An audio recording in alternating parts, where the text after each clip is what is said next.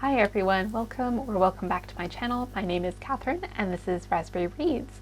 I have a tag video for you today. So this is the Booktuber bio tag, and this was created by, I'm not sure who created this tag. I think it might be quite an old one that's had a resurgence, but I was tagged by a few people.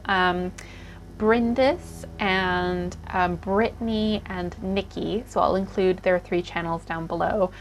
Thank you all 3 for tagging me in this. I think it's a good opportunity to do this tag in celebration of being on YouTube for just over a year now.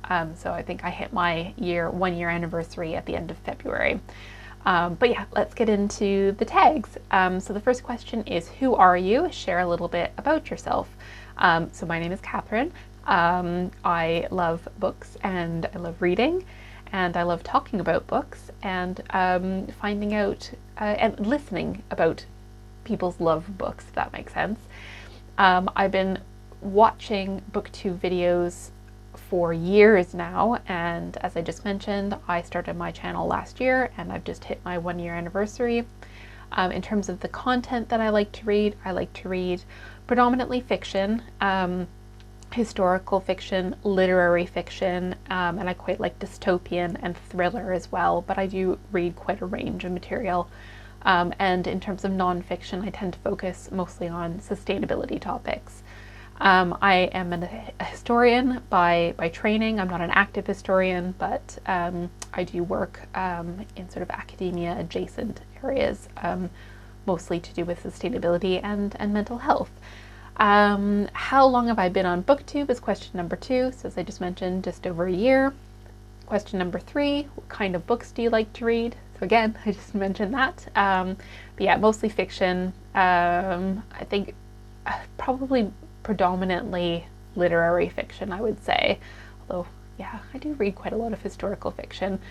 And the second part of that question is, has Booktube had an effect on what you read? Absolutely. I troll through Booktube, watch lots of content creators, and I really value their recommendations. So, I mean, I can't give a definite percentage, but a good chunk of the books that I read now have been because of recommendations from Booktubers.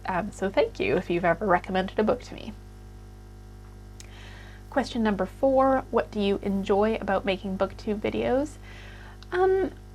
I like the creative process of it. I do quite enjoy editing. I didn't think I would when I started, but I do find it quite therapeutic to do editing. And I like the reflective process of being able to think back and put my thoughts into as a coherent stream of consciousness as possible of, you know, what I valued about a book or what I didn't like. So yeah, I would say that the creative process is what I like most about making Booktube videos. What do you not enjoy about making Booktube videos?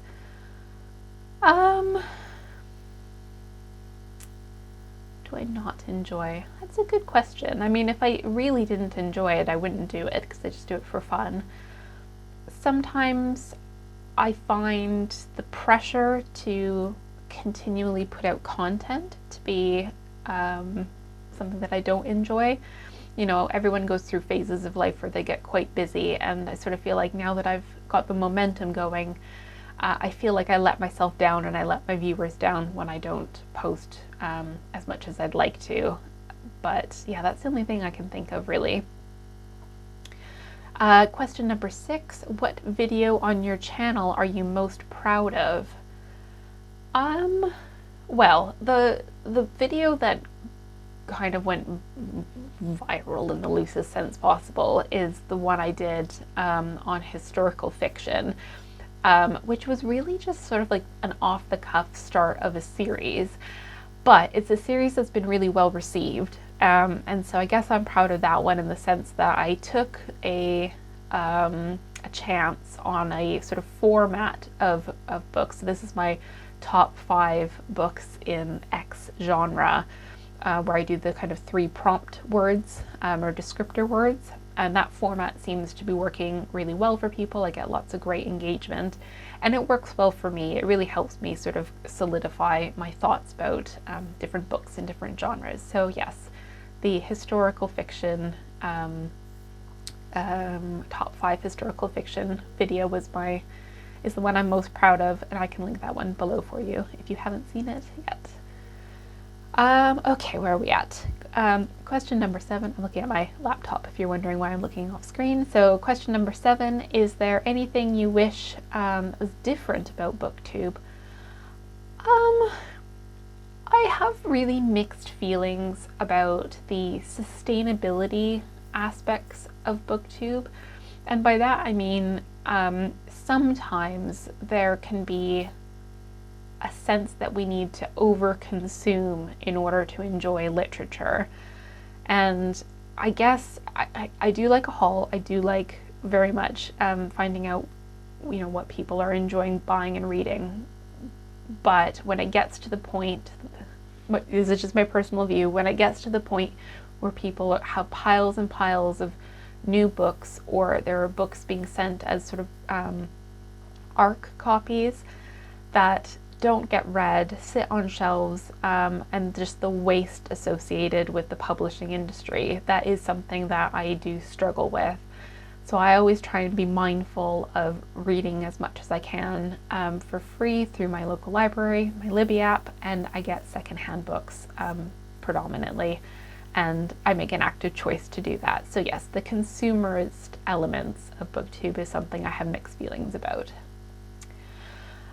Question number 8. Name 3 books that you have reviewed on your channel that you feel represent you as a reader. Ooh, okay. I should have prepped this beforehand. So off the cuff, I think that Underground by Robert Macfarlane, I've spoken about that one a lot. That's a nonfiction book that looks at underground spaces, landscapes, and it has a lot to do with nature.